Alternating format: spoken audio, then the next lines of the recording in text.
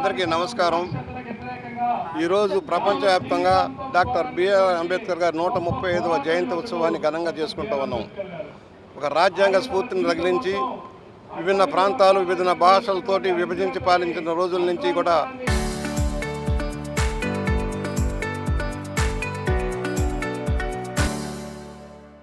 ఒక మంచి గొప్ప ప్రజాస్వామ్య రాజ్యాన్ని ఏర్పాటు చేయడంలో అంబేద్కర్ గారి కృషిని మనం గుర్తు చేసుకుంటూ ఉన్నాం.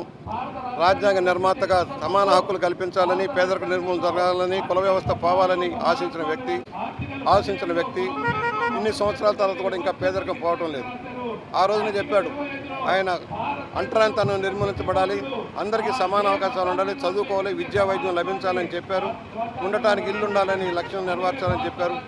77 సంవత్సరాల తర్వాత కూడా ఇంకా పేదరికం పూర్తిగా తొలగిపోవటం, ఇంకా 72% దాటి అక్షరాస్యత సాధించలేకపోవడం దురదృష్టకరం. దాన్ని సాధించాల్సిన అవసరం ఉంది. భారతదేశం ముక్కలు కాకుండా చెక్కలు కాకుండా ప్రపంచంలో అన్నిటితో ప్రజాస్వామ్యం ఉందంటే అది అంబేద్కర్ రాసించిన రాజ్యాంగంలోని సూక్తులే కారణమని మనం చేస్తూ, స్వేచ్ఛనిచ్చారు, భావ స్వేచ్ఛనిచ్చారు, మత స్వేచ్ఛనిచ్చారు, నివసించే హక్కునిచ్చారు, ఉద్యోగాల కల్పన జరగాల్సిన అవసరం ఉంది. ఇవాళ రాష్ట్రంలో కూడా విభజన వల్ల చాలా నష్టపోయాం, విభజన నష్టాలు అనుభవిస్తూ ఉన్నాం. రాబోయే రోజుల్లో పరిశ్రమలు రావాలి, పెట్టుబడులు రావాలి, ఆర్థిక ఉన్నత సాధించాలి. లక్షలాది మందికి ఉపాధి ఇచ్చినప్పుడే మన నిరుద్యోగ యువత వలసలు పోకుండా ఉండేదానికి అవకాశం ఉంటుంది. రాష్ట్ర ప్రభుత్వం కూడా ఆ వైపు దృష్టి సారిస్తుంది. నేను పాలిటెక్నిక్ కాలేజీ కూడా ఆయన పేరే పెట్టాం, అంబేద్కర్ గారి పాలిటెక్నిక్ కళాశాల పేరు పెట్టించి అక్కడ మొదటిసారిగా 86లోనే కార్యక్రమం చేశాం. అలాంటి వ్యక్తి ఇవాళ మన మధ్య లేకపోయినా ఆయన ఆశయాలు ఉన్నాయి.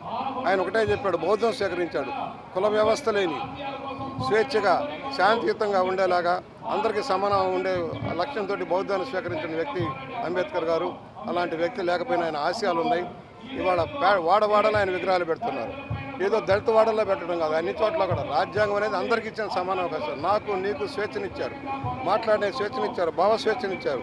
అవన్నీ కూడా ఉపయోగించుకోవాల్సిన అవసరం ఉంది. కొంతమంది నాయకుల వల్ల భావ స్వేచ్ఛ, రాజ్యాంగ స్ఫూర్తి దెబ్బతిన్నా కూడా దాన్ని నిలబెట్టే దానికోసం అనేక సంస్థలు చెక్ పాయింట్లు కూడా పెట్టిన వ్యక్తి అంబేద్కర్ గారు. అలాంటి అంబేద్కర్ 135వ జయంతిని మనం వాడవాడలా ఘనంగా చేసుకుంటున్నాం. ఆయన స్ఫూర్తి ఉంది, ఆ స్ఫూర్తితో ముందుకు సాగడం ప్రపంచంలో పరిడవిల్లాల్సిన ప్రజాస్వామ్య వ్యవస్థకి భారతదేశం మూలమని సవినీయంగా మనవి చేస్తా ఉన్నాను.